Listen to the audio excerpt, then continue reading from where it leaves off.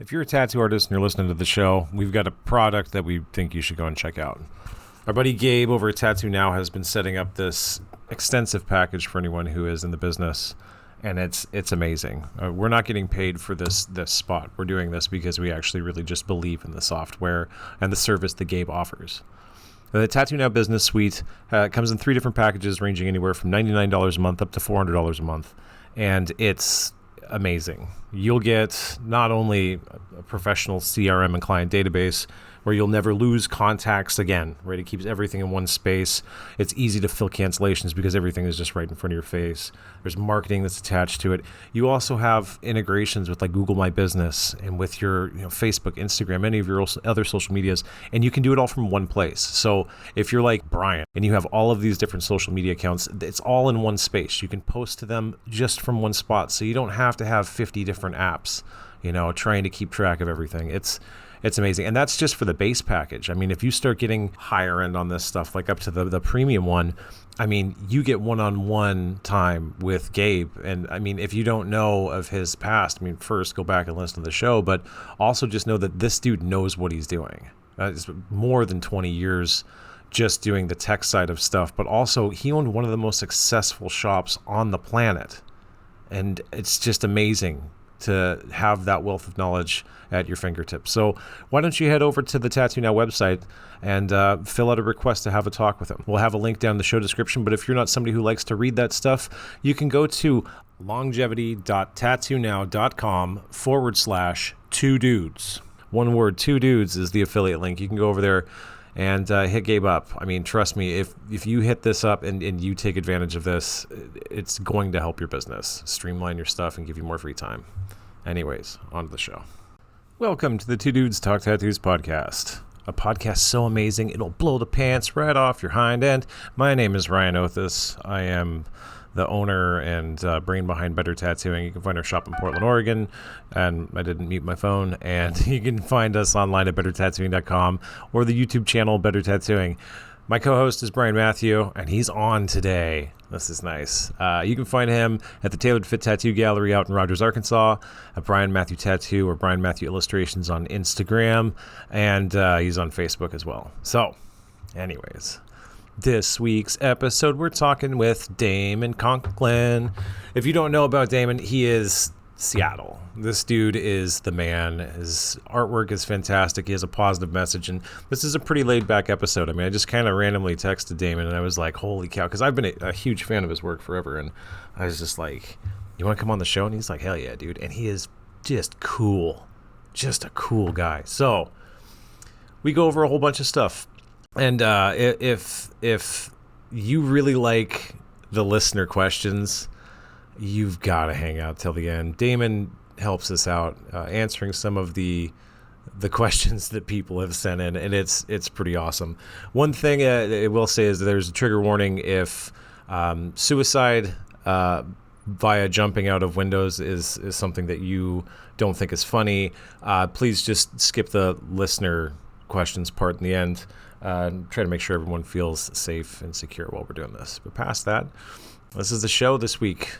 And we have a bunch more big ones coming up in the next coming weeks. So we hope you enjoy it. And I guess I will talk to you at the end. Enjoy. If you like what we do, please give us a follow, subscribe, like, any of those things, even a rating or review on the podcast platform of your choice that you choose to listen to us on. And also be sure to tell your friends. We really, really, really enjoy all the support we've had so far. We'd like to keep it going. So thank you so much. We hope you enjoy the show.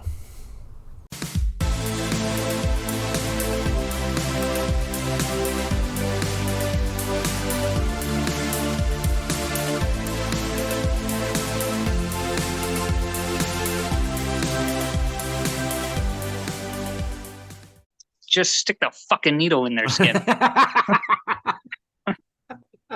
Like, be deliberate. Stab it in there and see what the fuck happens. Learn from your mistakes. That's great, dude. Oh, okay. Damon's here. Maybe he's just getting out of the gym or something. He's like, hey, can you text me over the link? I'm like, yeah, all right. So I'll do this. I got a copy invite link. I had a question come in as well. Oh, So we've fun. got some listener questions. I haven't checked the phone yet to see if we have any messages, but maybe we could check one of those again and see what happens. There we go. Because I think that might be funny as well. We have people talking about raping houses again. It might be really good for the listeners to fucking. It's like a weird conversation. It is kind of, isn't it? There we go. All right. Fucking winging it, bro. That's the way to do it. Yeah. I forgot to deposit cash. I walked out of my fucking house today, and I don't know if you don't have this because you live in the middle of fucking nowhere, right? But I'll walk out of the house every once in a while. I live in like this like busy road, a ton of neighbors just all crammed together and shit. Good day, sir. Good day. Hey. And I walk out, and every fucking neighbor is like, "Hey Ryan, hey, come here. I've got a problem," because I always like lend tools and help people. Just they're like, "Come on over. Like, look, I'm fixing the thermostat on my car." I'm like, "I gotta fucking go, guys. Like, it's nice to see you." I walked out today. The guy, he's literally fixing the thermostat. And another neighbor is walking up the street playing video games. He's like, "Check out my new video game system." And then my arborist neighbor comes over. He's like, "Hey, can you help me with my truck tonight?" I'm like, "Guys, I gotta fucking go." And they're just not, I'm still used to the world where when I did have neighbors, they thought I was going to rob them.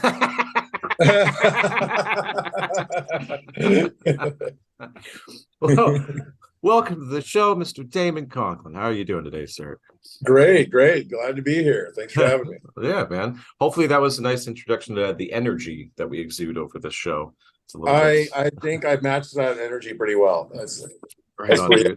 Yeah. Right on. So should we just jump in? Do we want to have any preparatory work? Did you fill out your form that I had sent you via email?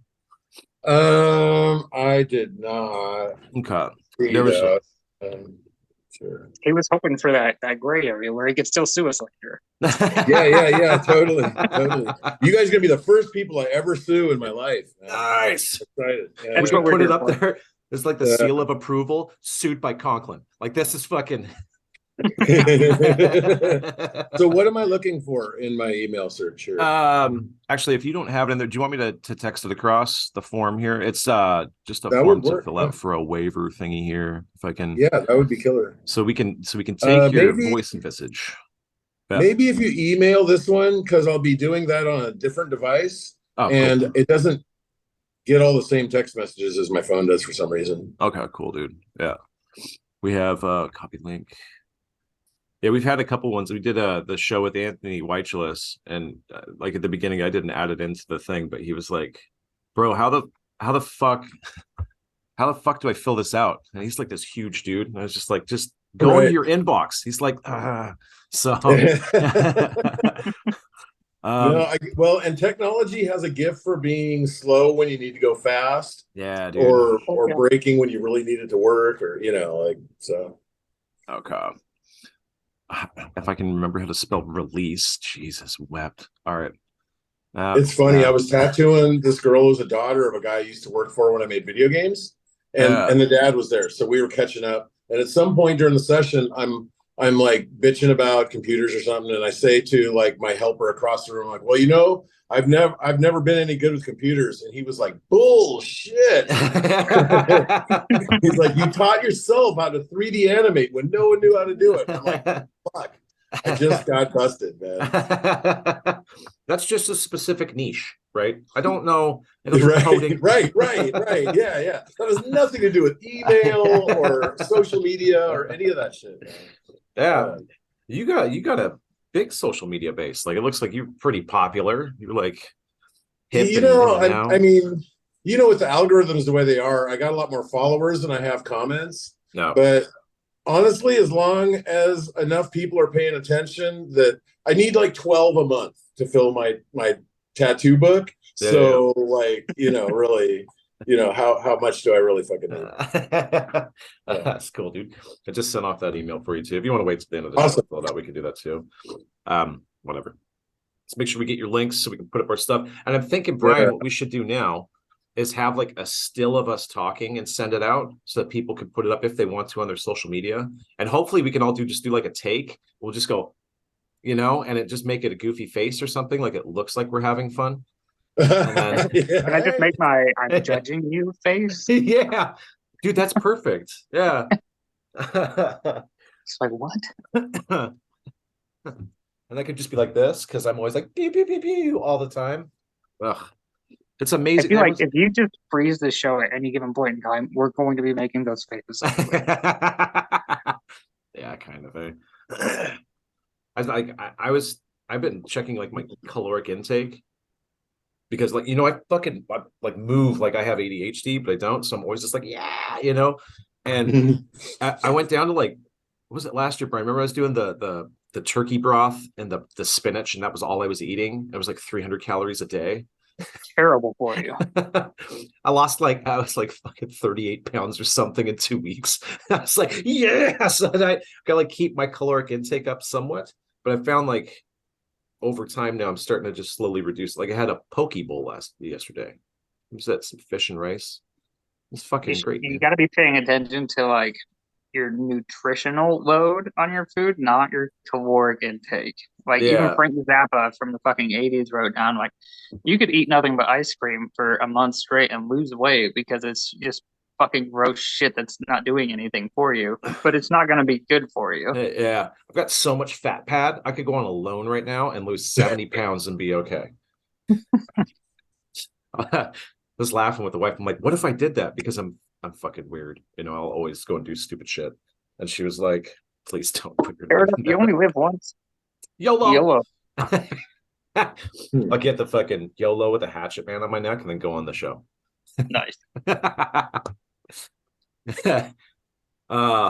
what I haven't done in a while. I haven't done a hatchet man tattoo in a while.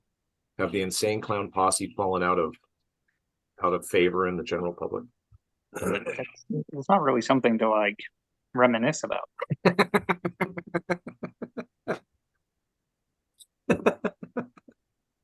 No offense to all the juggalos out there. Oh my fucking god. That's always one concert I want to go to. Sorry to interrupt, but so what I did with the form Yeah. was I got to where the basic information was there, and then I went looking for how do I write my social media shit because I never really remember how to do that, and it started me back to zero. So I went back this time. I just filled out the information and then sent it, and then I'll figure out how to write my social media later. Yeah, text me it or something like that. Yeah, sounds cool. killer. Yeah. Super easy. Wow. I think this episode is going to come out this Friday. So I'll send it over like as soon as we're done. Yeah. Oh, cool, man. Yeah, awesome. Yay. We got Damon Conklin on the fucking show. How did this happen? Jesus. I've been a huge fan of yours since I started tattooing, dude. Wow, thanks, man. Yeah, I just like. Anyways, if people on the show don't know, like, why don't you tell us about yourself? Name, where you work, tell us what you do. My name's Damon Conklin. I'm a Seattle-based tattooer, born and raised in the area. I started out my tattoo life at Slave to the Needle under Aaron Bell, who we're good friends to this day. Getting my start at like the best shop within hundreds of miles was an awesome opportunity and immediately plugged me in with all the tattoo world. So it was just, and it was the mid 90s, 95. And, it was a really fun time to, get introduced to the world. It was still small, but it was changing. It was growing and doing different art styles. And it was just an exciting time. That's cool, man. Yeah. Which location was that one? The original Slave? Like fucking. Yeah. That's cool. I have worked up in the Seattle area for, I don't know, 6 years or something, even though if I live in Portland. So I love it up there. Seattle's like what Portland always dreamed to be. And this goes back and forth. We're weirder than you. Nah, you're not. You're just I was gonna say Portland's kind of like the cooler younger brother sometimes, sometimes. Hey, food truck scene in Portland is savage. Dude. Yeah. I think that's the only thing that we have left. Like Seattle has like it's just an actual city, like it's like right. Portland's trying to be Seattle, and then like Austin's trying to be Portland, and Denver's trying to be Austin, and then like You know, It's a chain of events here. Yeah. yeah. It's All just like tied together by marijuana. Yeah. uh so why don't you tell us, like, what was the scene like? Because the Pacific Northwest around that time was kind of like the hub and center of the universe, right? Like everything, art, media was really crazy. What was it like tattooing wise for you when you were up there, like getting started in this? I mean, well, I was young, so like I really I thought I was going to change the world. I thought I had some deep, you know what I mean? I thought the world needed whatever it was I had to draw or offer. But you know what it was like going to conventions was there was this brotherhood and sisterhood amongst everybody that like it was small enough that everybody who was there, regardless of where you were at in whatever kind of measurement, we were all just one big family. In the Northwest, man, whenever I saw someone's work that I loved on the street, if I saw like 3 or 4 pieces in a row and heard the same name, I'd go to their shop and be like, "Hey, what's up, man? My name's Damon. Who are you?" Like, yeah. And I don't know, it was fun because it was smaller and we all kind of knew each other. When you saw tattoos on the streets, there was like a recognition there. Like, oh, that's that dude's piece. So you could tell this. Did you get this here? Yeah, yeah, like, yeah. And kind of conversation was usually welcomed about it, because there wasn't that many of us. Yeah. Yeah, tattoo wise, I like actually like clients would ask for weird shit back then, because it was just starting to become like you can get a custom tattoo, but the average person really has no idea how to. It's like telling the whole world, "Hey, you can play a musical instrument," and then you throw them one, and they're like, I mean? Yeah, totally. Yeah, I like the idea or concept of getting a tattoo, but I don't know anything that goes into it. Just kind of tell me. Right? Yeah. Like, yeah.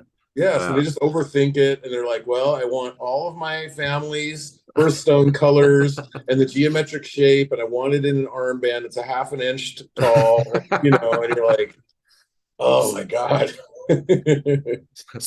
Have you seen that Jeff Bartell guy? I heard he's really good. Can you take this and add 16 names in one of the gargoyles? Oh yeah.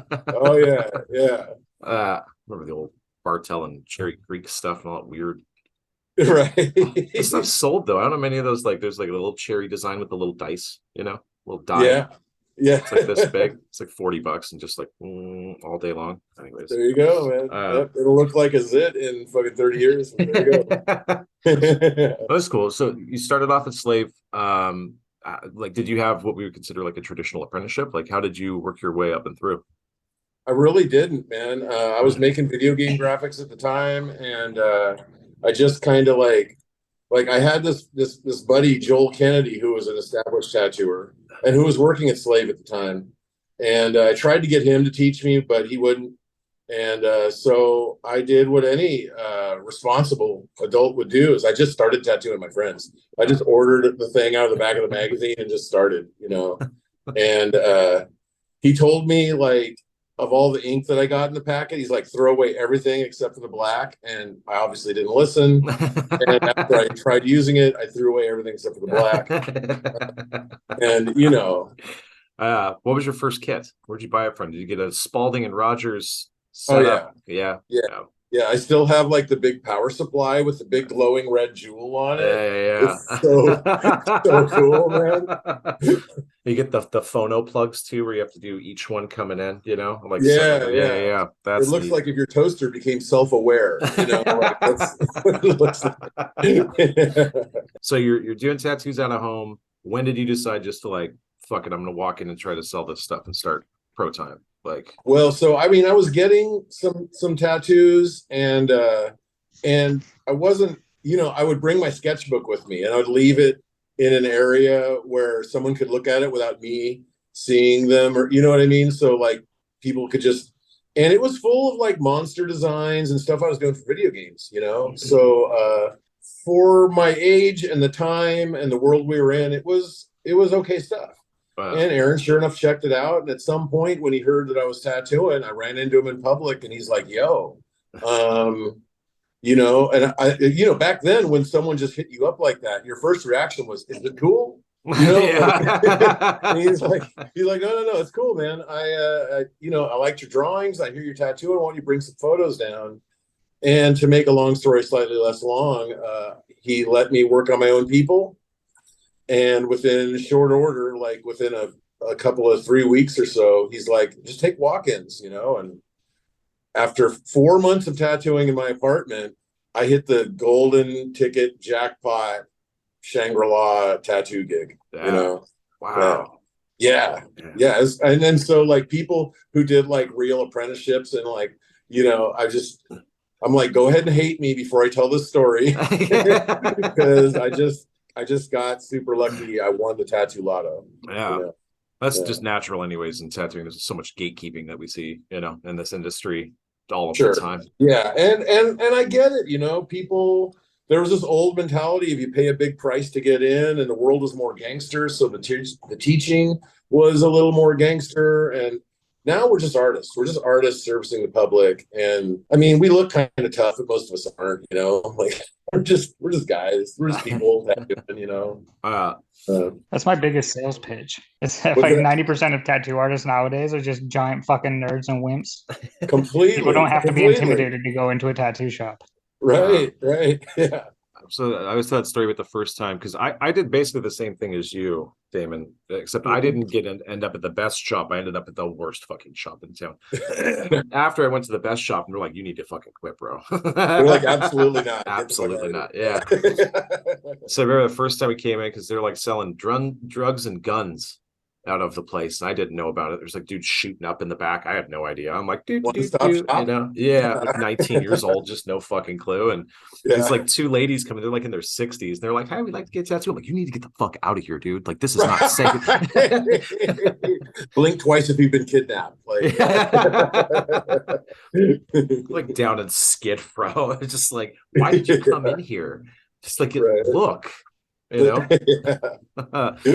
awesome. All right, so how long did you stay with Slave before you ended up moving on?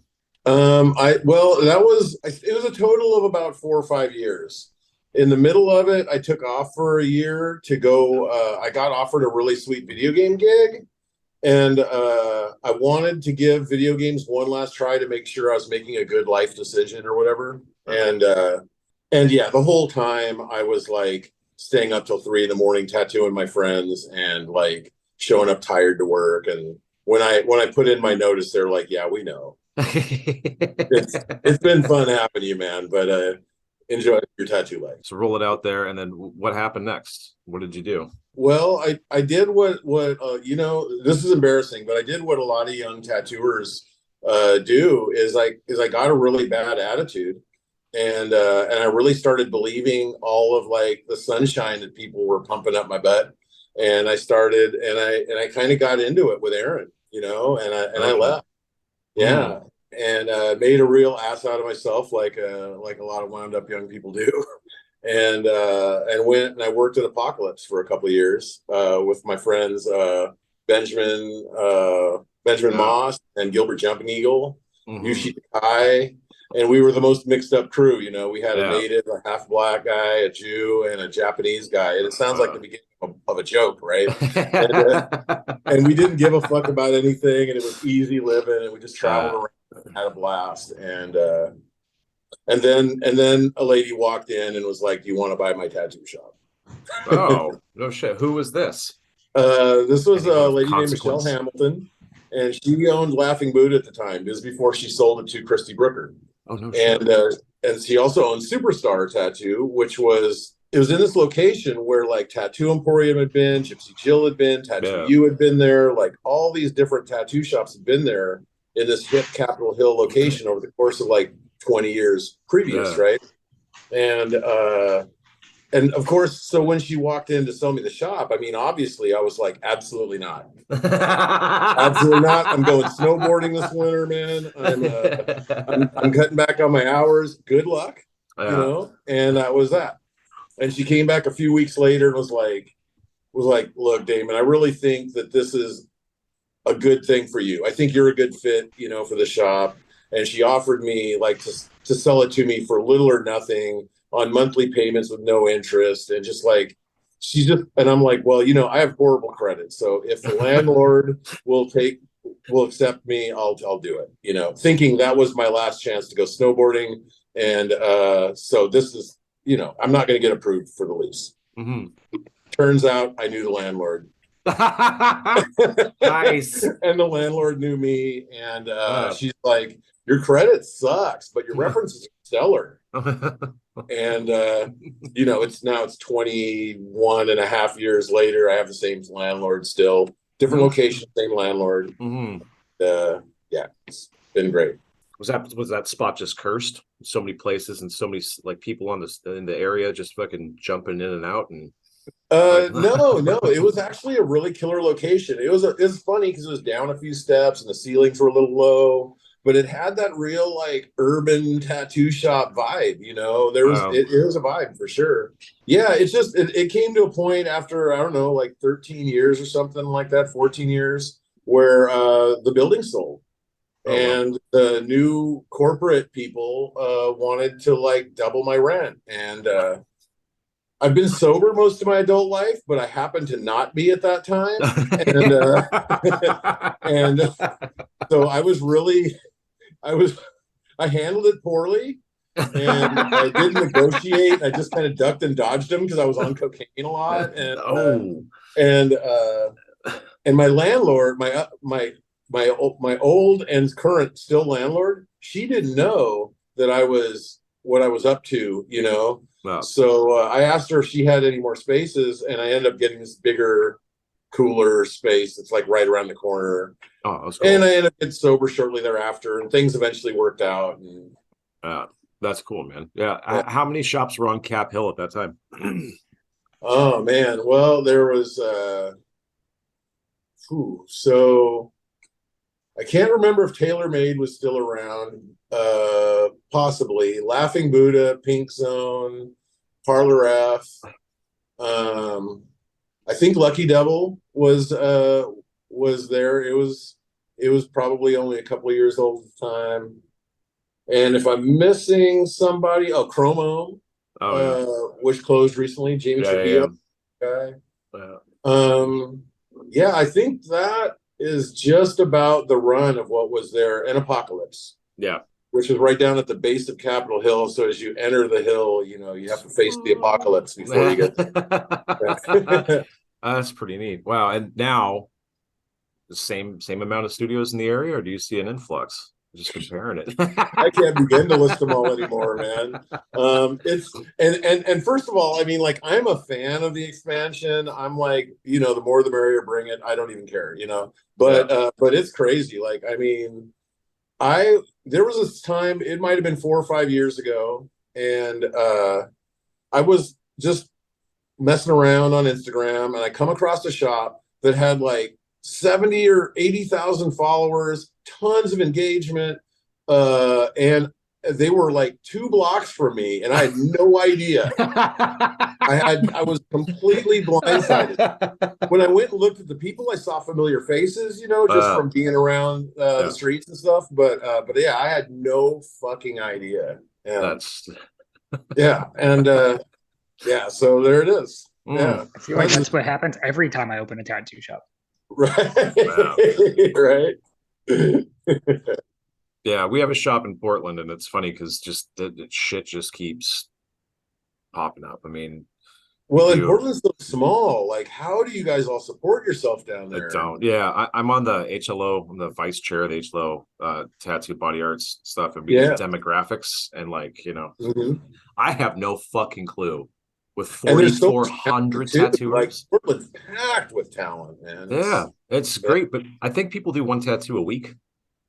Right. They fucking slay on that 1 tattoo, and they're like, man.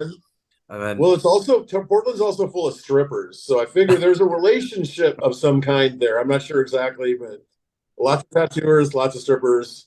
But it's a mentality. Everyone walks around, and they, as soon as they make their cash, maybe that's why they work 1 day a week. They make their cash, and then they go out and they party, and they come back. They got to sober up. Like, fuck, I need to go to work. And all the out-of-towners spend it at the strip club. Strippers bring it to the tattooers or bring a cut of it, and it just stays. It rolls around.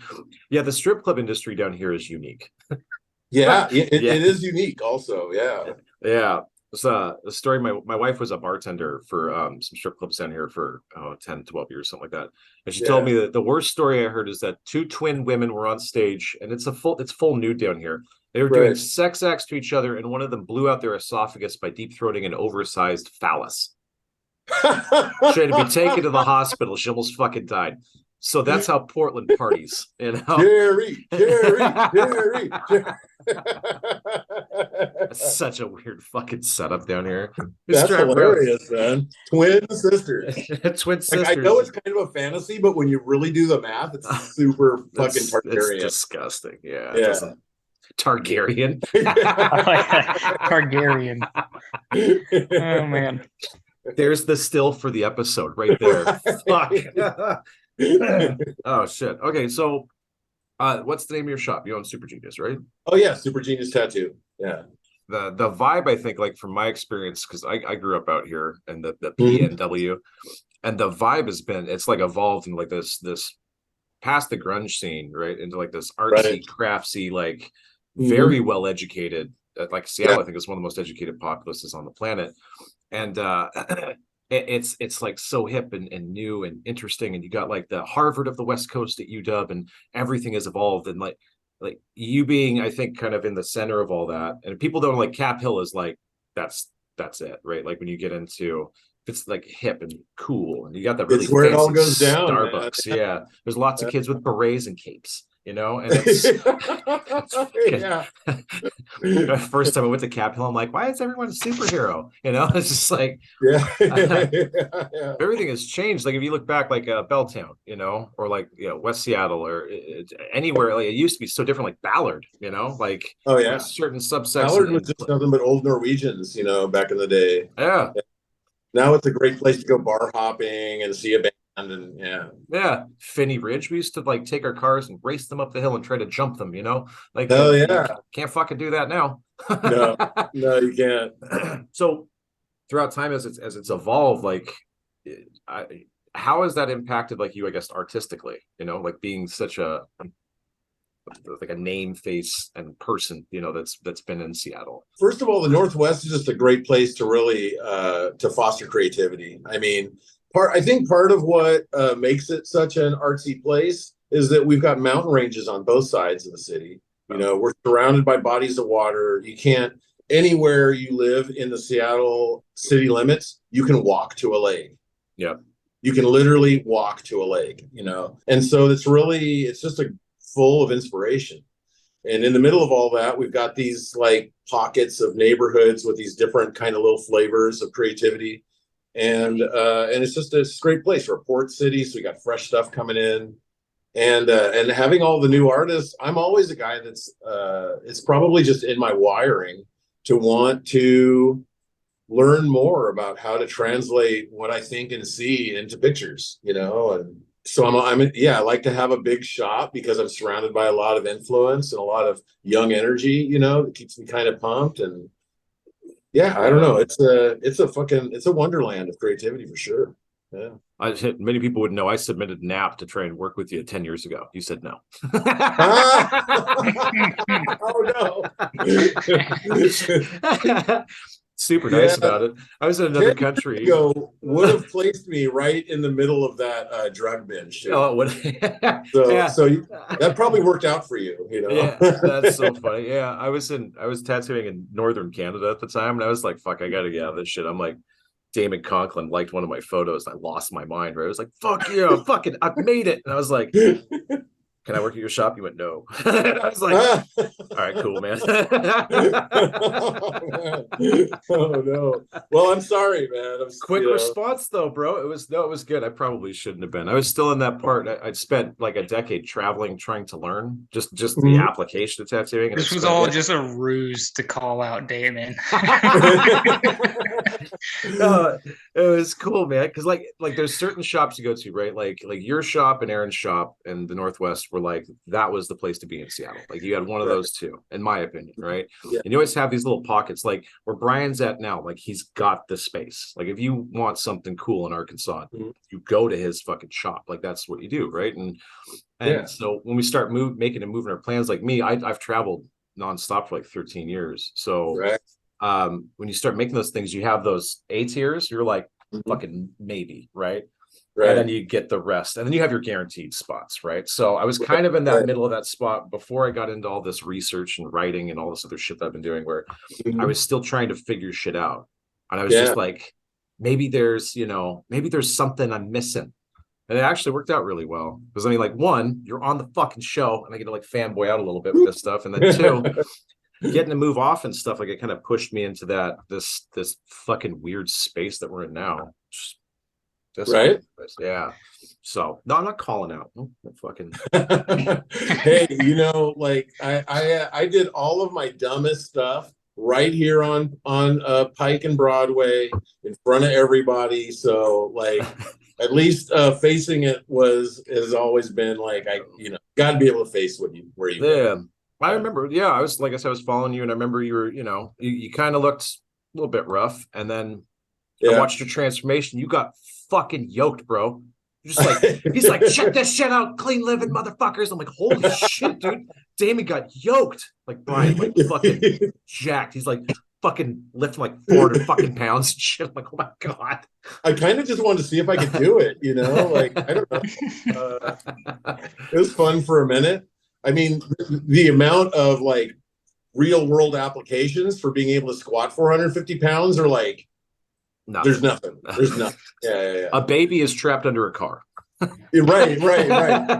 And the car happens to be at shoulder height for you, but not the baby somehow. Like, I'm like, I got this. I've been training for this. Thank God. Yeah. I'll put a.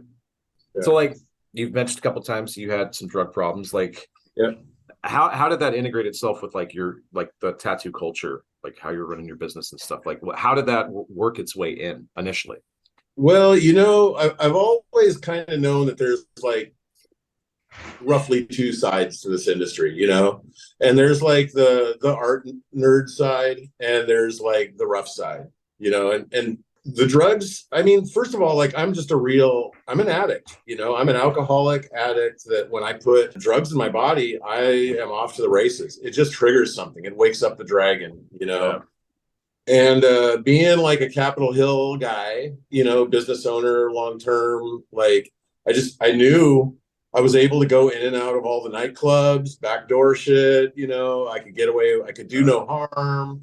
From the owner to the guy at the front door, I just knew everybody there, and so, I mean, parts of it were kind of fun. I'm not going to lie. In this like crazy, like shit you see on movies kind of like way, like I was like a 6-block rock star for a little bit and I enjoyed that.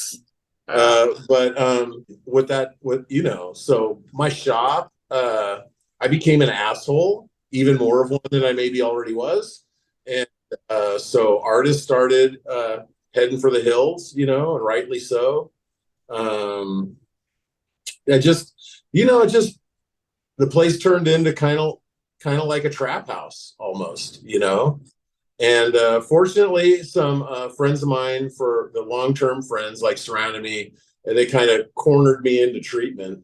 Because what happens in the mind of the kind of addict that I happen to be is when I get there, I don't want help. I don't, I want more drugs and that's it. Yeah. And so thankfully, some people that cared about me and wouldn't be run away, they cornered me into going to treatment and started getting on the right path again. Yeah. Was the drugs like affecting your work as well? I mean, like I know that they probably were, but like. Well, first of all, drugs are super expensive, so I had to do a lot of work. Like, and I'm losing artists, and my drug habit's getting bigger. The funny thing about it is, I think I overcomplicated a lot of stuff. Was the biggest thing I did wrong from a purely like objective artistic critique. I was doing a lot of like painterly and semi-realistic stuff back then, which I found later in life that I'm just not geared right for that kind of work. But I wanted to do it, and yeah, I think art is the kind of thing where you can have the skill and you can do the thing, but it's kind of like a lover where it wants more attention than effort. And I had a lot of effort to give it and not a lot of attention, And so as far as like being able to do my best work and really translate who I am as a contribution to the art that I'm making, I got away from that with drugs. I think that was the biggest thing. Sort of some rote application where you're just repeating, not innovating, not testing, just A, B, C, D, get through the day, make the same thing over and over and over. Or yeah, and gravitating towards what people want and what will make money instead of steering the thing towards what do I really have to offer, and how can I do, like now I just do big color pieces. I don't do any black and gray. There's a whole list of things that I just don't do because someone else can do them and it's not something I do really well. And I'm lucky and I'm blessed to have the clientele that I can make that stand and still be booked. Brian, it sounds like I was just thinking back to like way back in the day when I worked in Illinois still, and people would just be like, Brian, you need to get drunk. You're an asshole when you're sober.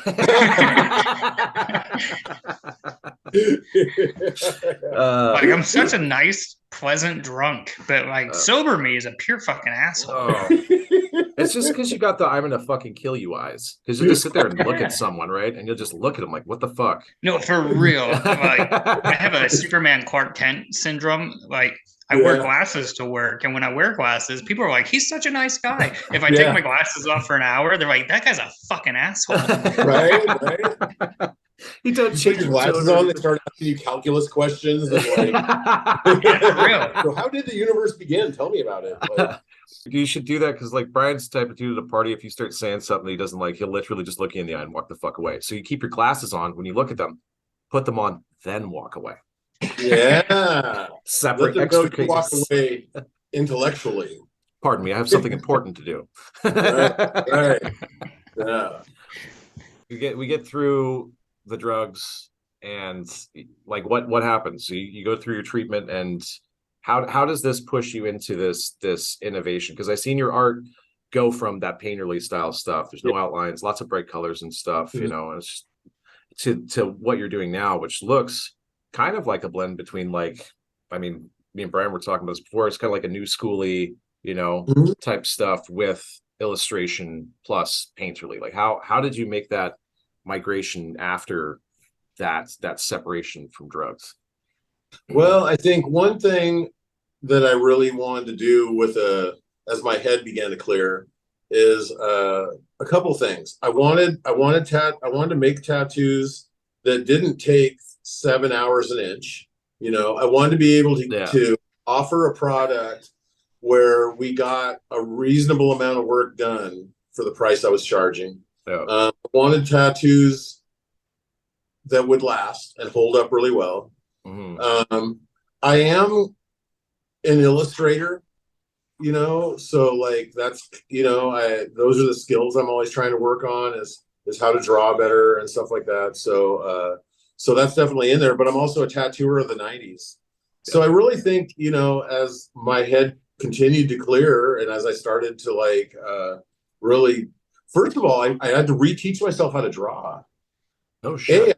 I'd done a lot of brain damage, but also, like, I mean, truthfully, I really had.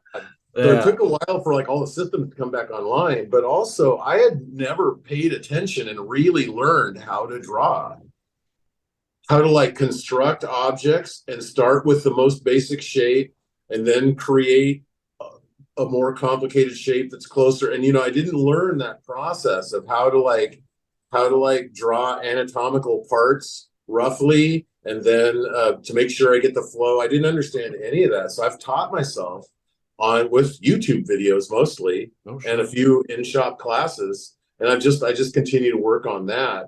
And so that influences it. the energy and the color production and stuff of the people that I work with influences it. A lot of love for traditional stuff and how crazy that's getting nowadays. Oh God, everyone has. It's part of the Amazon shopping experience. Like right. Let's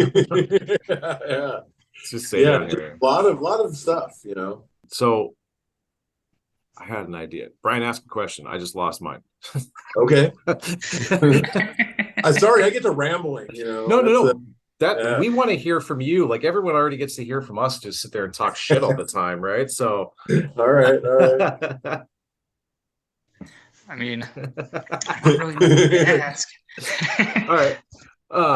I got one here. So the Pacific Northwest, I've traveled and lived like all over the world. Brian's from an urban center. Yeah. The diversity in the Pacific Northwest is lacking in some ways or another. I mean, like Portland especially, right? So like one thing I was interested in is the vibe and space of you coming up in a space where maybe there isn't, like, especially the 90s, like things were, still are, I guess, still in flux and stuff. Like how did that impact your career coming up? You mean like being like, I mean like racially? Like I for whatever reason, I never really thought about that too much, to be honest. And the people who mattered in my life never seemed to either, I was really here to make art, and the people that I was working with were also. And I mean, I would go to conventions, and I would see like, you go to like Ink Slingers Ball and you see like swastikas on biker t-shirts and stuff. And shit, I sold Afro Skull Flash to guys with swastikas on their arms. So like, whatever, I win. Tattooing seems to branch over that. You think it's like just separates barriers, something like it's something maybe separate from this, at least like where you're at and what you're doing? Well, I think that entertainment, art, sports, all have always brought people together and helped to like dissolve racism, Yeah. I mean, at some point, I went to a few conventions on the East Coast and some brothers would come up to me and be like, oh my God, blah, blah, blah. And I'm like, oh, okay. So I guess I'm having some impact that I hadn't even thought about, because I really was just like, my parents had taught me that, if you're black, no matter how light you are, you work harder and you can get wherever you want to go. So I just did that, It's been so retroactively, I started to realize that I guess in some way I may have helped open some doors for some people, and I'm grateful to have been placed in a position to do that. I don't think it wasn't something I ever sought out. And I never really got a lot of valuable interference from people. I saw and overheard things, but nothing ever directly got in my way. Yeah, the only reason that's kind of self-serving. I had a client yesterday who was not a good human being. No, I was just like, cut it. I was like, you gotta leave. I'm not dealing with you. Yeah. And it blew my fucking mind, because the Northwest is kind of insulated. I think we put our ideologies before a lot of the things that we do, and a lot of people assume a lot here, and to have that happen, it kind of like blindsided me. I was like, what the fuck is this shit, bro? Like, you can't do this, Right. I didn't know, because like, I mean, Seattle has evolved so fucking much, it's changed. Like deep down, it's kind of like Portland's still just a dump, right? But it's got an energy that's different, right? And Seattle's a port town, it's a port town. Yeah. And remember like going up there in like the 90s and stuff, like we would buy fucking weed down outside Ballard. Like there was a good you'd go there and then go fucking catch a show, Yeah, totally. It's almost like sometimes things gloss over, and we've got some people from like I'm trying to get a lady from Louisiana to come on, Miss Jackie. Talk to her about Jackie Gresham. Yeah, Jackie's the shit, man. Yeah, man. Talk about that difference in cultures, right? Because I think it's really important for people. I mean, if they're going to be listening to the show as well, like to understand that the place that you're at may be insulated. It may be a separate culture, and it's way different, right? And if you're expecting things to happen versus not expecting them to happen, like how is that going to affect you, especially in this industry? Because there's chances for you to make money anytime. I always used to say you can go anywhere on earth and get 2 inches of money if you're a half decent tattooer, man. Yeah, it opens Yeah. doors, eh? Shit. Yeah. Anyways, I'm fucking non sequitur. I had like a list of questions. I got in at like 3 a.m. last night. Yeah. Yeah. I was so fucking tired. I was working in Kent, drove back down to Portland Oh, wow. and left at Yeah. midnight. Yeah. I got home. Then my kid woke me up at 7. So my brain is just, and Yeah. I was complaining to Brian earlier. I'm just fucking messed. He's like, you should go for a run. I'm like, no, I'll break my knees. Right. Anyways. So what's going on with you and your shop now? Like what's next, we'll say? Like what are you doing? All my like untamed like ambition of my youth, I don't have that kind of like come up with a bunch of big crazy projects. My thing nowadays is I want to help the artists that work for me get where they want to go in life and in art and tattooing, you know. So I mean, I think definitely like more classes, you know, more art nights, those kinds of things, you know. As an old person, you know, my experience I think is my most valuable thing. I mean, I'm not that old yet, but I'm getting there, you know. Wow. And turned 56 yesterday. Hey, happy birthday. Yay. Yeah. Happy birthday. Oh. Yeah. But yeah, man, I just really want to use my experience to help whoever can benefit from it. And I like I love being able to be in touch with and service my neighborhood well. You know, I just want to get better at the things that I'm already kind of doing and help people get where they want to go. That sums it up. So can I send people to you? Like if I just get sick of the people that work in my shop and want to send them to you to just go learn something, open our call Zoom every Friday at 7. Fuck it. That's cool. Well, if you're doing all this training and stuff now, just with your experience and trying to reach and teach and stuff, what do you think is missing, like in the general education, we'll say, of the new artists that are coming up? You know, the tides of history and life and the future are beyond my power to control, and I simply try to swim and surf among them. And so I understand that things like in any industry, things get really experimental and then they swing back to really fundamental. You know, the industry is definitely swinging that way now. I mean, we're kind of every style is available. I miss the days where there was more togetherness in the tattoo industry, but it's just too big for that now. I really don't know that it's missing anything. It's a lot of everything. I think in my little world of tattooing, I think we appreciate the history, you know, and we appreciate the culture, where it's come from and what it's growing into, and the root and the main branch of that culture, you know, and the fellowship of knowing tattooers all over the place, you know, that kind of community. I think community in tattooing can be hard to get nowadays. Yeah. That just seems hard regardless of where you're at. Everyone has their online digital self that has its own community, and then they just kind of meander, you know, outside of that lack of control. Yeah, as far as learning, I think there's no better time. Man, I watched a YouTube video within the last year of how to do line work. So whatever, I've been tattooing 28 years. Who cares? Like, I'm like, let me see what this 26-year-old from Bulgaria or whatever has to say about doing line work. Yeah. And you know what's funny was his instruction was rock solid, and his example that he showed at the end was not as good as his instruction.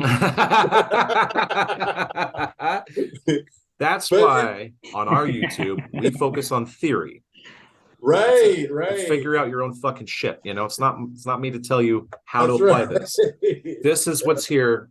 Break. You fucking fuck off. I actually do that myself a lot. Yeah. I go on YouTube and check out all the new this is how you tattoo videos, and a lot of it is just terrifying. How do you inform people to critically think, or how can you teach them to critically think so they can get what they need out of something and discard the rest?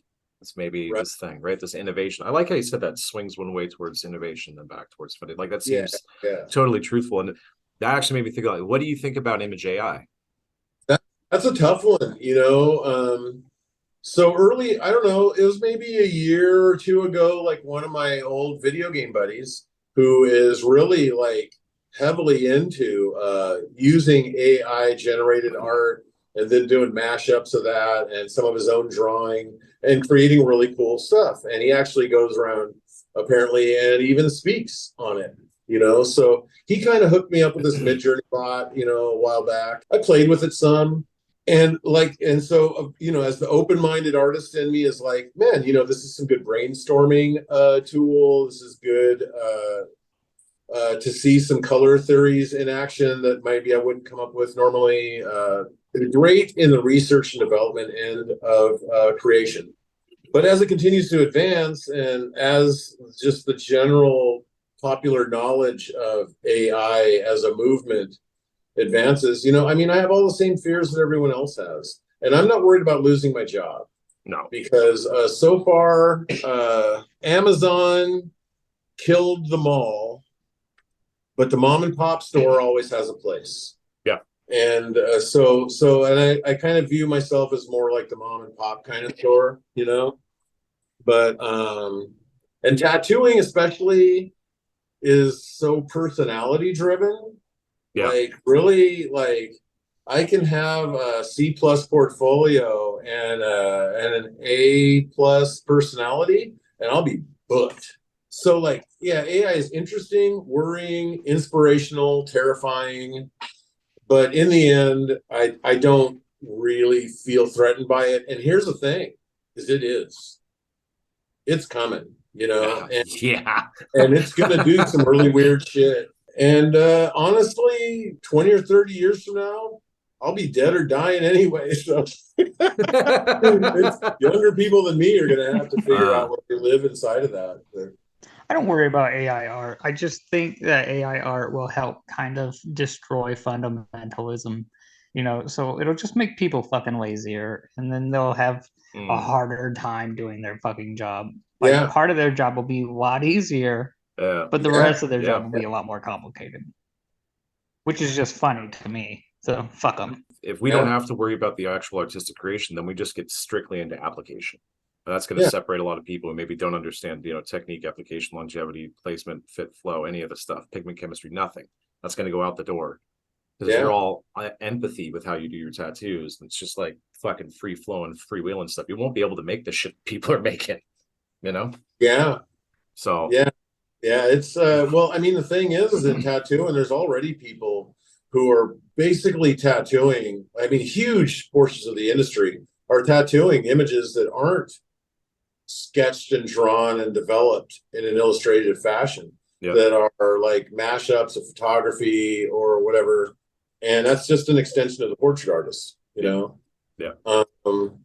So I feel like a lot of AI stuff will kind of get filtered into that. You know, I mean, who knows? Maybe someday, you know, you'll be able to stick your arm in a socket that shows up in the mail and an AI robot just tattoos it. I don't know. You know? Starship Troopers, right? Yeah, right. Fucking Brian and I have talked a lot about that realism stuff. We think it's funny. So if it does get lumped into that, I mean, realistically, people are still going to want a fucking infinity symbol. They're still going to want, you know, they're going to want some of these simple, the weed that is exploding into little dust, you know? I keep saying that to people. I'm like, why do you want to get a weed on you? They're like, what do you mean? It's a dandelion, right? Well, and like I can compare it to other like art forms, you know. So many other art forms have developed since oil painting in the fucking 1600s or whatever. But you can still sell an oil painting. People still want that.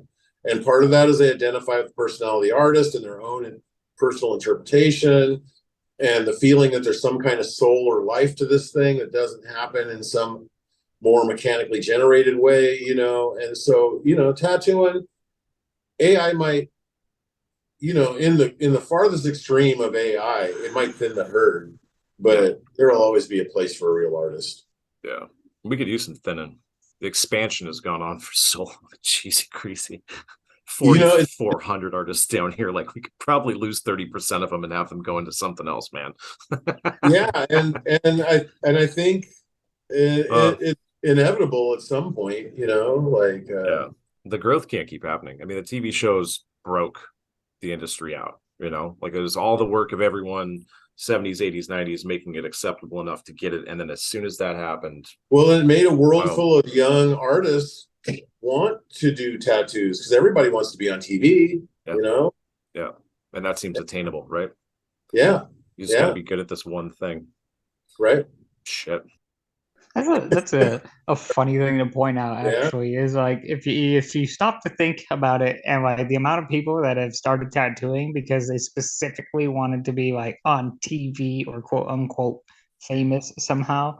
Like I think back to like when I wanted to start tattooing and I was like, it's just cool. There was no real drive. I was just, this shit's just cool. Like skulls and snakes tattooed on you. That's rad. Well, back in the day, you saw them.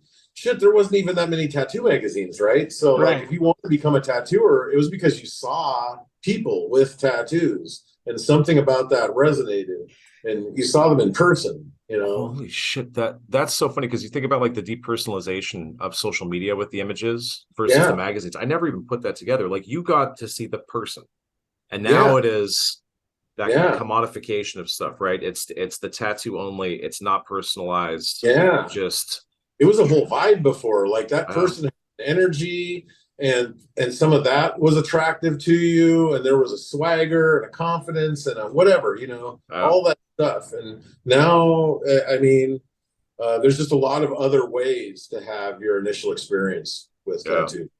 Probably why I'm so obsessed with like dragon tattoos.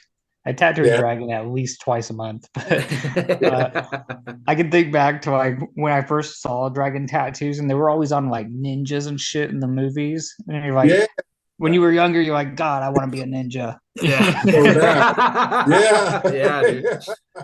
Oh shit. Since you're like artistically minded and set inside of your application of tattooing, like what do you think about? We asked Carrie Barba this, and she just nearly vomited. But what do you think about the idea of the human canvas label of being attached to people when they're working inside the industry?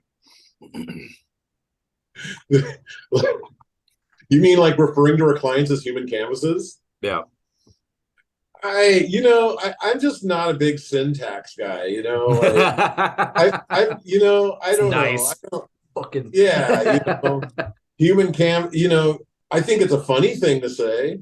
I think as long as it's anything that's funny can be said funny, or it can be offensive. And I don't know. Yeah, I don't know if I really have anything to say on that. Yeah. We found something I have nothing to say about. Yeah. It's the ponderance of the week, the homework for everyone listening to the show. What the hell do you think about this stuff? Like, for instance, I've never cared whether people call them tattoo guns or pistols or tattoo machines, or like, I just don't care. Yeah, you should. I'm a tattooer or an artist or blah, blah. I don't care about any of that shit. Seems like a lot of gatekeeping when you just You don't say it like this. I call myself tattooer because it sounds a little less professional and it's more fun to say. I'm a technician. I'm not some fucking. I don't like the term tattoo gun because I also don't like using the word gun. It just sounds weird to me. I always say firearm. So tattoo firearm. Right. If you're gonna say it right, goddammit. I do like accusing people with fire on their arms of brandishing a firearm. I love some dad jokes. Yeah.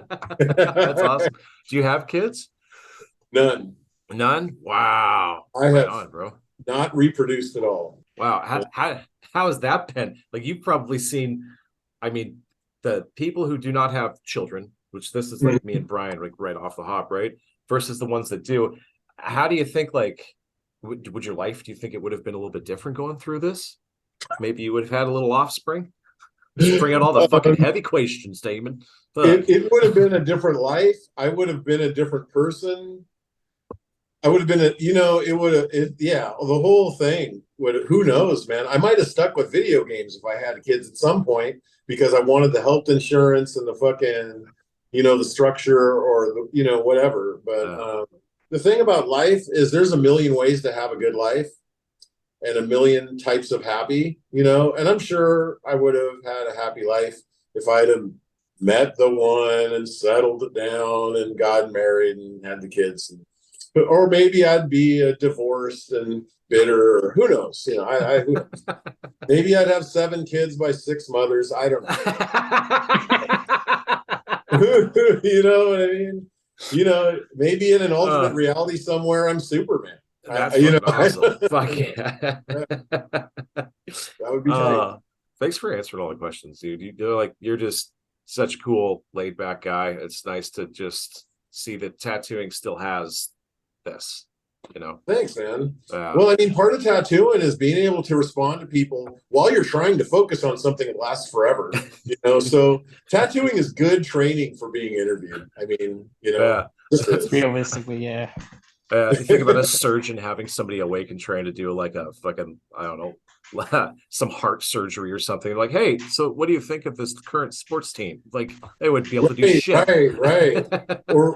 Or asking them deep questions about their life, or try, you know, while you're cutting me open and working on my arteries, man, can you also tell me how to fix this problem with my wife and her girlfriend? Like, you know, yeah, man. Some of the things, surgeons are funny people too, by the way. Like, tattooed a few surgeons, and they're cool, but they're different. Yeah, you know, they use power tools on living humans. Yeah, like, you think like Jeffrey Dahmer, you know, surgeon. Yeah, yeah, you know, like one took the bad path and one followed the force or whatever, you know? And like, yeah, it's a trip, man. Yeah. That's fucking funny. So, this will be my last question. But let's say you can go back in time. First, like you're just starting out, you can give yourself one piece of advice in tattooing. What do you think it would be? Oh man, don't be a dick, dude. Like, you know, I would try to tell myself that your life can become so good that you refuse to hear any constructive criticism and only listen to the ego boosting things, and stay away from letting those things boost your ego, and stay teachable. You know, lean into constructive criticism and learn how to fucking draw, man. Jesus Christ, stop winging it. Stop winging it. Go to the fundamentals. Draw. Yeah. Make a box before you make a globe. Make a globe before you make a fucking beetle. Make a beetle before you make a person. Like, dude, learn it the right way. It's fucking good advice. I feel like that's the advice that we just have to fucking tell everyone. Like, you have to learn how to draw, guys. It's just number one. If you can't, I got a long ways by winging it, you know, and like just eyeballing stuff and trying to like make it up in my head. But it's so much simpler to actually use the tried and true. Like they figured this out hundreds of years ago. Like we don't, you know, we don't have to reinvent how to draw the human body. There's plenty of simple methods that'll get you right on track in short order, you know? Yeah. That's it. Damon Conklin's advice of the week. There you go. Learn to draw, you fucking idiots. Booyah! You got any questions you want to fire off, Brian? No, but I was just thinking, didn't you say earlier that we got questions from outside sources? Oh, yeah, we have a couple that we could throw out here. You want to answer some listener questions, Mr. Yeah. All right, cool. Let me give a second here. I had one come in, and I don't know what happened. So we had a shit ton of questions come in, dude, and they all went to my fucking junk email and like an old email that I've had. I don't know why I randomly checked. I was just like bored one day. I'm like, what the fuck? So, I'll grab one here. I forwarded it over. It was like from like a month ago, and I thought it was kind of interesting, especially with how we normally do this, because Brian's advice is usually. It's pretty direct. But let's see. Maybe we can be polite to people. Where's this fucking thing? Sorry. Question about tattooing. There we go. Greg Lemon. I don't know where he's from. Has written in. Hello, I'm tattooed and I have a tattoo related question for you. One in which I can't seem to find any solid answer on the internet.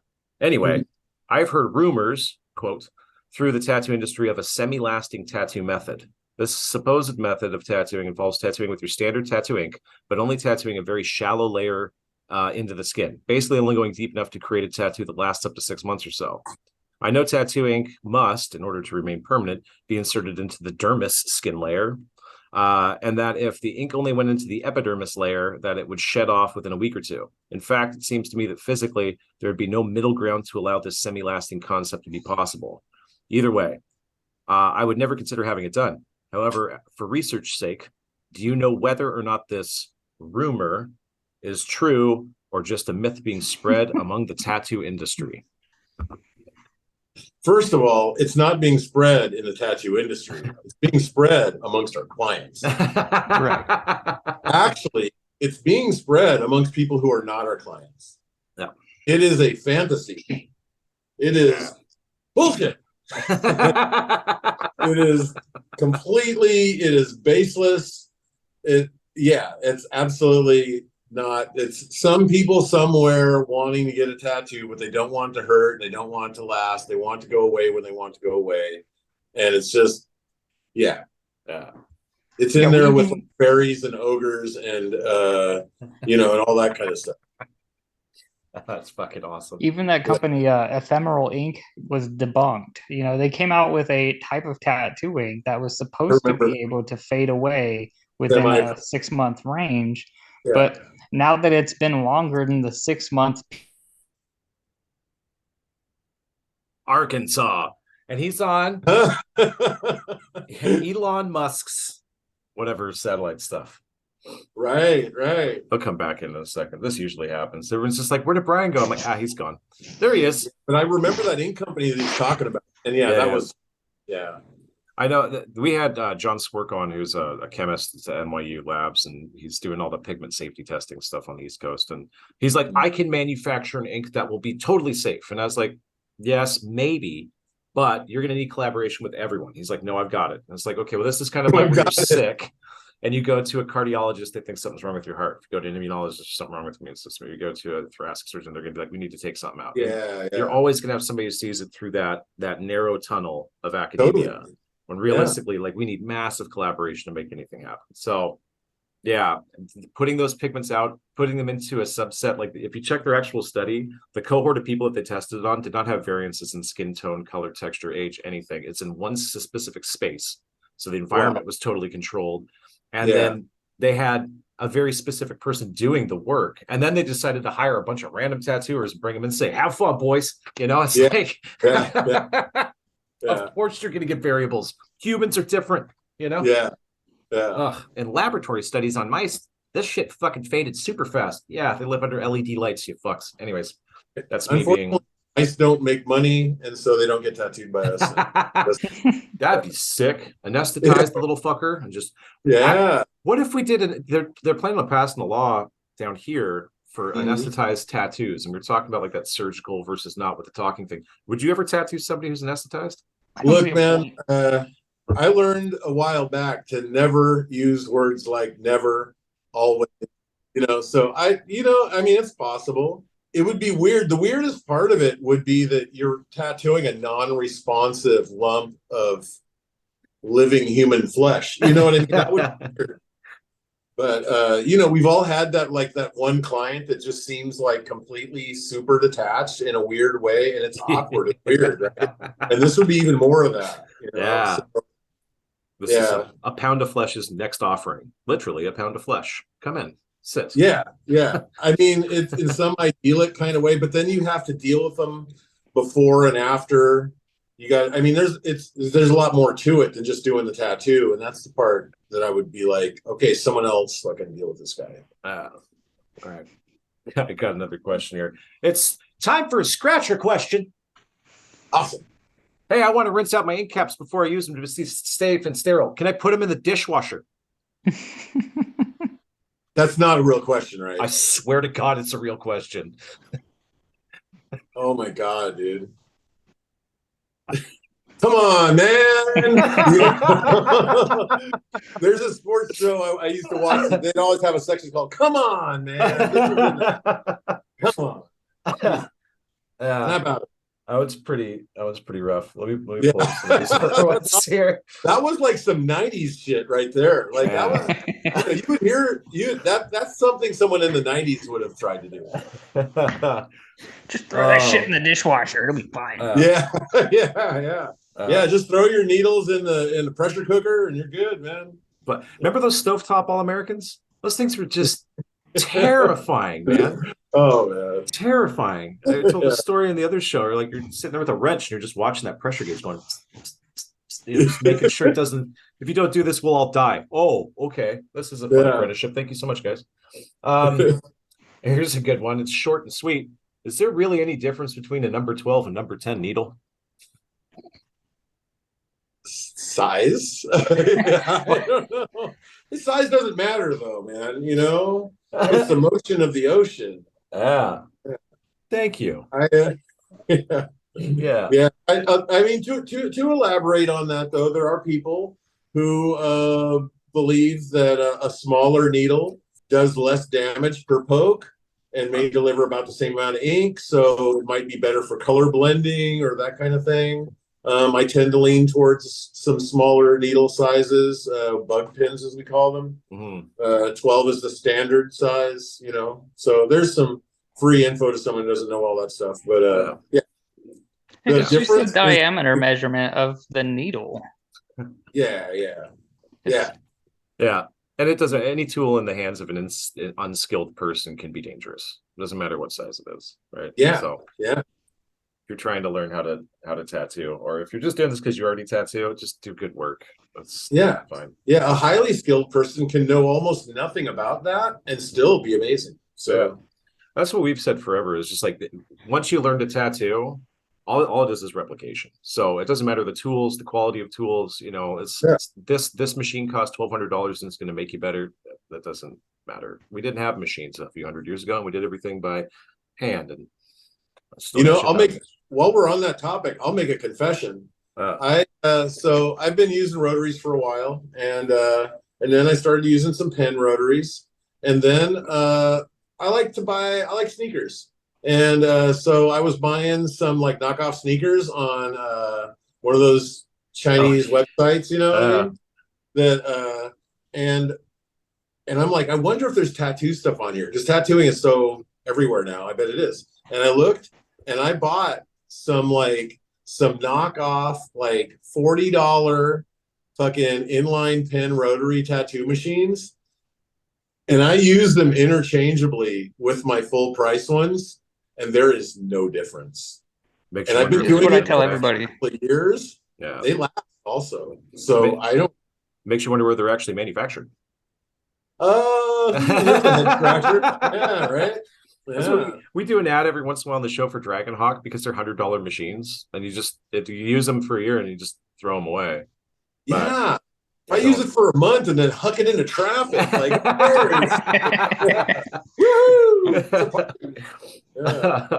that's fantastic. But really, I mean, like, it's a very archaic system, right? Like, it just makes the needle go up and down. You could use a fucking sewing machine and do a tattoo with it. Yeah, this ain't Starlink, man. It's just a fucking jab needle, dude. Like, come on. This isn't Falcon Head. All right, we got another one here. Do you guys ever? What do you do this? Do you ever, for free, fix a tattoo for a client if they ruined it on purpose? Which is, I had like the syntax on the sentence is weird.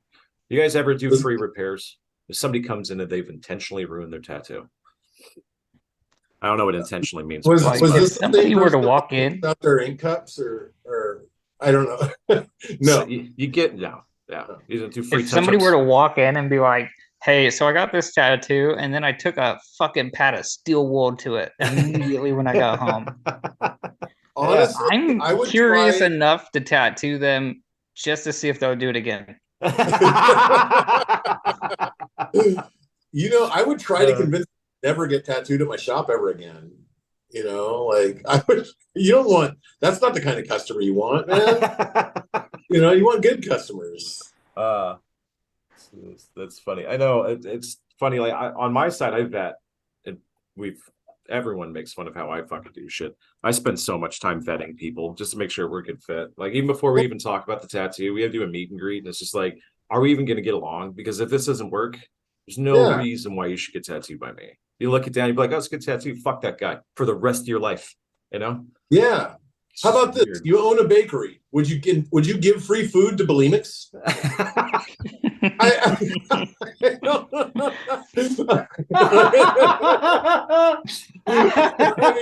That's fucking great. I mean, look, here's a hotline number. Get some help, man. Don't no, but no for no. You know, yeah. Here's a good one that came in. I'm looking for some insight on the topic of client shyness or awkwardness, especially when it comes to nudity inside the shop. How do you handle these situations? I'm a new tattooer in a small city and kind of a mainstream family vibe, and I've never come across anyone who's willing to talk about it. Do you think it's worth the time to discuss something like this, or what are your opinions? Thank you for all of your content. Yeah, sure. I mean, that's a real thing. Not everybody wants to like tits out on Broadway, you know, like we have some like movable barrier kind of, you know, like those folding kind of things, you know, we'll put those up, and it doesn't make them completely invisible to every human being, but it shields them from the public seeing and creates a little bit of privacy. And yeah, that's a good thing to have around any tattoo shop. I think just about any tattoo shop probably has those sitting around. If someone really just can't handle even the smallest amount of exposure, I don't know, you know, maybe they need to go find someone who travels to them and tattoos them out of their house or something. But on our end, yeah, we offer as much privacy as we can manage, you know. Even on top of that, though, like, what are you doing wrong that's making them feel so uncomfortable? You know, that could be a thing. Like, you can just casually have a conversation with a person and be like, hey, are you comfortable taking your shirt off?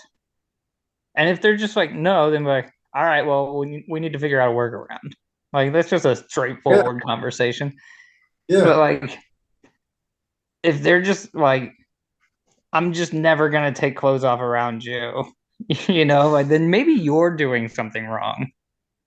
Yeah, for sure. Yeah, client comfort is always like key to me. That's why we do the meet and greet and stuff. It's like, where do you want to get this done? Are you comfortable with this? Like, you're in control.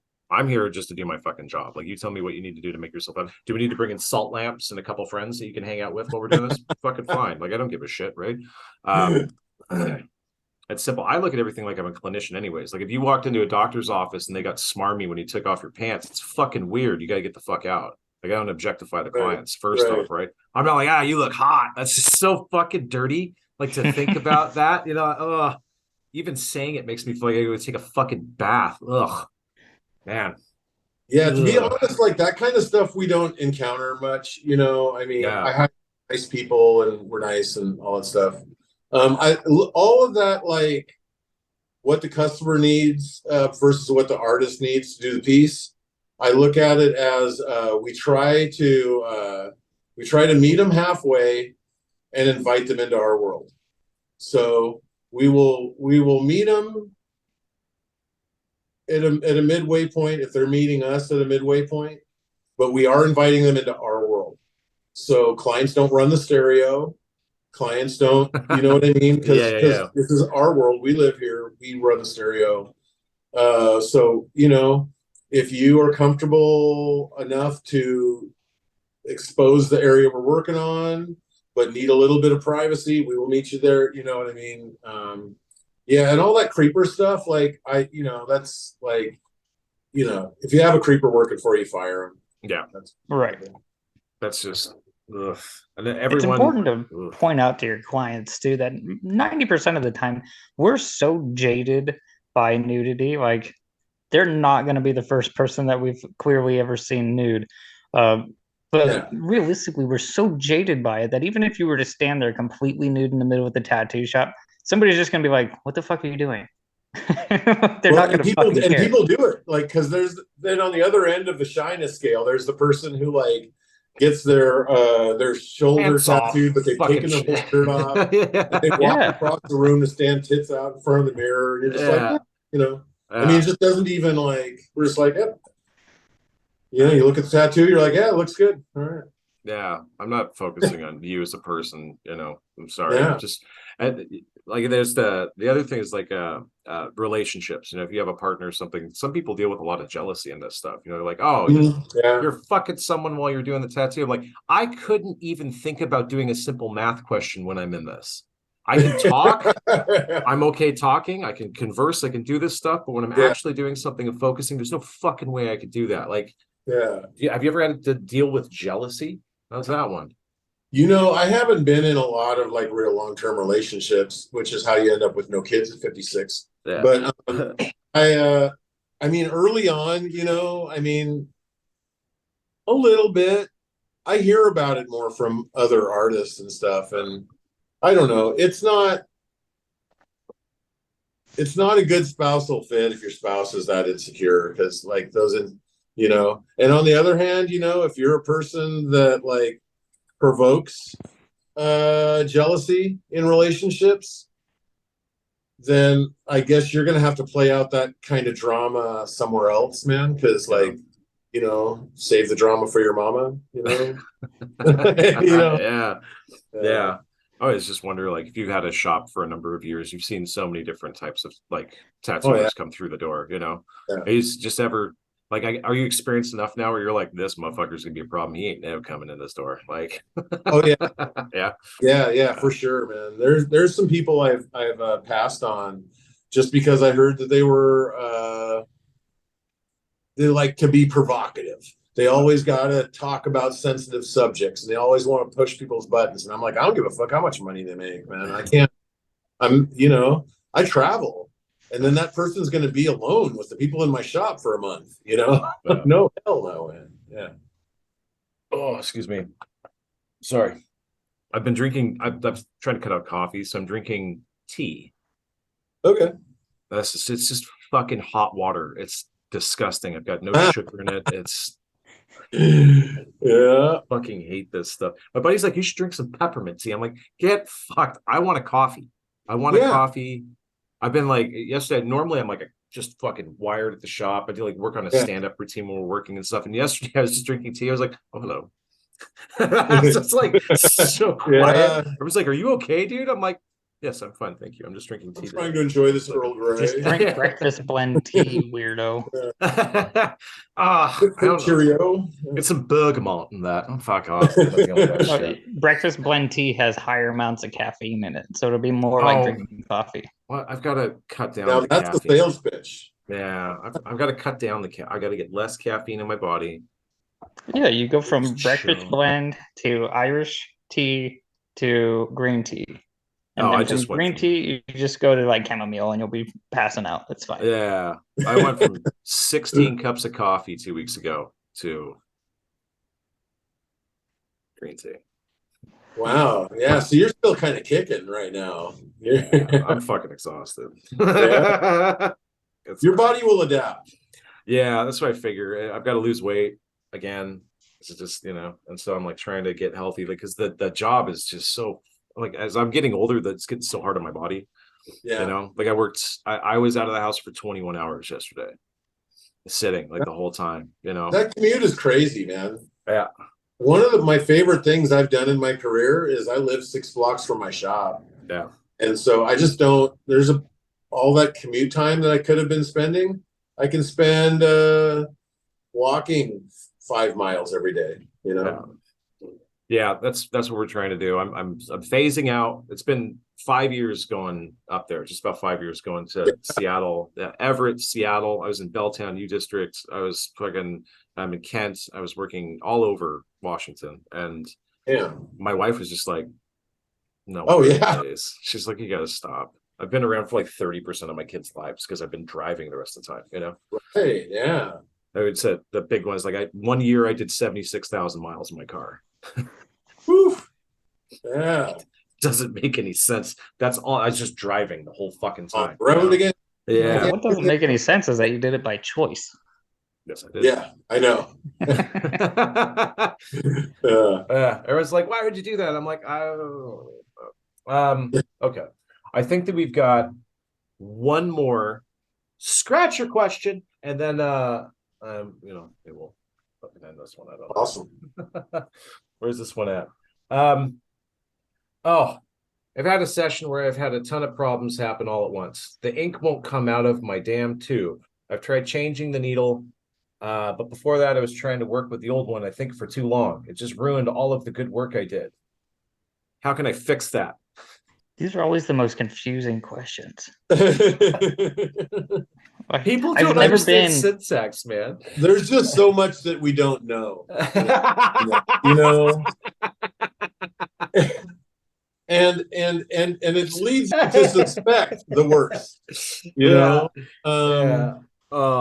Because I'll tell you, man, like, you know, you buy yourself a $40 rotary off DHgate and a $10 box of cartridges, and you plug the cartridge in and you dip it into the ink, and there's just no problem. You know? You know, I mean, you know, and then, you know, with the steel tube and you made the needle yourself, and like, well, how good of a job did you making the needle yourself? Does it have big lumps of solder that are kicking around? Is the needle writing in the bottom of the tube? Is it picking up the ink? Is it like, is your ink any good? You know, because if you're having these kind of problems, there's a lot I suspect the person doesn't know. Yeah. I've just never been in a scenario where the ink didn't come out of the tube. No. Like, what the fuck does that mean? I've seen it spray. Yeah, but what goes up must come down. Yeah, eventually gravity will fucking make that shit come out. Good old gravity. Yeah. I would say if they want to test gravity, just go to the top floor of their building and jump out the window. There you go. Oh, good golly gosh. That's awesome. Mr. Damon, thank you so much for coming on the show. Thank you for having me. I appreciate it, man. You got any plugs you want to toss out before we stop recording here? No, if you're in Seattle, come by and see me. You know, it's Super Genius Tattoo. 1419 10th Avenue, just off of Broadway and Pike. If you like tattooing and coming to the Northwest, come in the summer and go to the Seattle Tattoo Expo. I'm no longer a big part of it, but it is an awesome show. And and have fun. You know, make art, have fun. Fucking hey, that's a good plug. We'll put links up in the show. Don't do drugs. Right on. Unless you do, then do them, and whatever.